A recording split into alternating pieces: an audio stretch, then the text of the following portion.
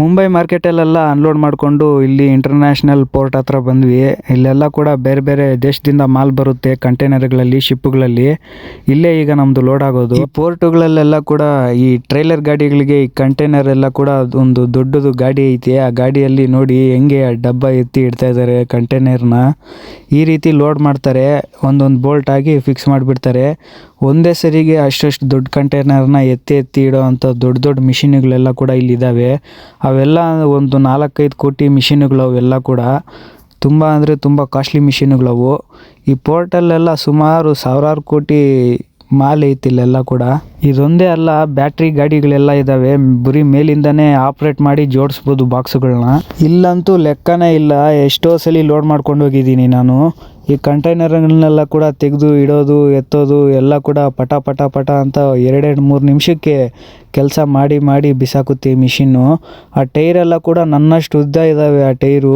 ಆ ಟೈರೇ ಎಷ್ಟು ರೇಟ್ ಇರ್ಬೋದು ಅಂತ ಕಮೆಂಟ್ ಮಾಡಿ ಅಂದಾಜಲ್ಲಿ. ಆ ಕಂಟೈನರಲ್ಲಿರೋ ಒಂದು ಪೆಟ್ಟಿಗೆಯಿಂದ ನಮ್ಮ ಗಾಡಿಗಳು 3 ಗಾಡಿಗಳು ಲೋಡ್ ಆಗ್ತವೆ. ನಮ್ಮ ಸ್ನೇಹಿತರ ಗಾಡಿ ಒಂದು ಬಂದೈತೆ, ಮತ್ತು ನಮ್ಮ ತೌಫಿಕ್ ಅಣ್ಣವ್ರದ್ದು ಮತ್ತು ನಮ್ಮ ಗಾಡಿ 2 ಗಾಡಿನೂ ಜೊತೆಗೆ ಲೋಡ್ ಆಗ್ತವೆ.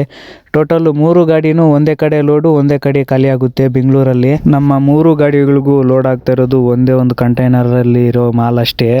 ಅದು ಕೂಡ ಚೈನಾದಿಂದ ಬಂದಿರೋದು ಮಾಲ್ ಅದು. ನಾವೆಲ್ಲ ಕೂಡ ಆಂಗ್ಲರ್ ಪಟ್ಟಿ ಅಂದರೆ ಕಮಾನ್ ಎಲ್ಲ ಕೂರಿಸಿ ನಾವು ಗೂಡು ರೆಡಿ ಮಾಡಿದ್ವಿ. ಟಾರ್ಪಲ್ ಎಲ್ಲ ಹಾಕಿ ಹಗ್ಗ ಎಲ್ಲ ಹೊಡೆದ್ವಿ ನಮ್ಮ ಗಾಡಿಗೆ.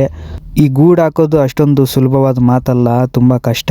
ಇದನ್ನೆಲ್ಲ ಹಾಕೋದಕ್ಕೆ ಸಹಾಯ ಮಾಡಿದವರು ನಮ್ಮ ಸ್ನೇಹಿತರು ಅಂಕಿತು ಮತ್ತು ತೌಫಿಕು. ಗುರು ಡ್ರೈವರ್ಗಳಂದಮೇಲೆ ಹಗ್ಗ ಟಾರ್ಪಲ್ ಹಾಕ್ಕೊಳ್ಳೋದ್ರಲ್ಲಿ ಒಬ್ರಿಗೊಬ್ರು ಹೆಲ್ಪ್ ಮಾಡ್ಕೋಬೇಕು. ಅವ್ರು ತೌಫಿಕು ಅಂಕಿತು ನನಗೆ ಸಹಾಯ ಮಾಡಿದ್ರು, ಈಗ ನಾನು ಅವ್ರಿಗೆ ಸಹಾಯ ಮಾಡ್ತಾ ಇದ್ದೀನಿ.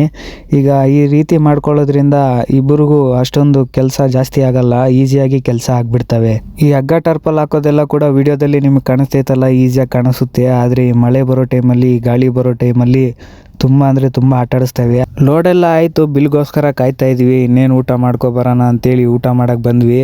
ಚಪಾತಿ ಮತ್ತು ರೈಸು, ಪಲ್ಯ ಎಲ್ಲ ಕೊಟ್ಟಿದ್ರು. ತುಂಬ ಚೆನ್ನಾಗಿತ್ತು ರೈಸ್ ಮಾತ್ರ. ಊಟ ಅಂತೂ ತುಂಬ ಸೂಪರಾಗಿತ್ತು. ಎಲ್ಲರೂ ಜೊತೆಗೆ ಕೂತ್ಕೊಂಡು ಊಟ ಎಲ್ಲ ಮಾಡ್ತಾಯಿದ್ದೀವಿ. ಲೋಡೆಲ್ಲ ಮಾಡಿಕೊಂಡು ಹೊರಟ್ವಿ ಪೋರ್ಟಿಂದ. ಇಲ್ಲೆಲ್ಲ ಮಳೆ ಬಂದು ರಸ್ತೆ ಎಲ್ಲ ಹಾಳಾಗಿದೆ. ಮತ್ತು ಇನ್ನೊಂದು ರೋಡ್ ಚೆನ್ನಾಗಿದೆ, ಆದರೆ ಅದು ಹಳ್ಳಿ ಮೇಲೆ ಹೋಗುತ್ತೆ. ಹಳ್ಳಿ ಜನ ಬಿಡ್ತಿಲ್ಲ. ಇವರು ಇಲ್ಲೆಲ್ಲ ಕೂಡ ಇಷ್ಟು ದೊಡ್ಡ ಪೋರ್ಟ್ ಇದ್ದರೂ ಸಹ ನಮಗೆ ಇಲ್ಲಿ ಒಂದು ಕೆಲಸ ಕೊಟ್ಟಿಲ್ಲ ಅಂಥೇಳಿ ಜನನೇ ಈ ರೋಡುಗಳಲ್ಲಿ ಬಿಡ್ತಿಲ್ಲ ಅಂಥೇಳಿ ಈ ರೋಡ್ ಮಾಡಿದ್ದಾರೆ. ಇಲ್ಲಿಂದ ಬರೀ 1 ಕಿಲೋಮೀಟ್ರ್ ನೋಡಿ ಹೆಂಗೆ ಹಾಳಾಗಿದೆ ಈ ರೋಡು. ಅಲ್ಲಿಂದ ಸೀದಾ ನಾವು ಪುನಃ ಬಾಂಬೆ ಎಕ್ಸ್ಪ್ರೆಸ್ ಹೈವೇಲಿ ಹೋಗ್ತಾ ಇದ್ದೀವಿ. ನಾವು ಮತ್ತು ತೌಫಿಕ್ ಅಣ್ಣವರು ಮತ್ತು ಅಂಕಿತು ಅವರೆಲ್ಲ ಕೂಡ ನಮ್ಮ ಸ್ನೇಹಿತರೆ.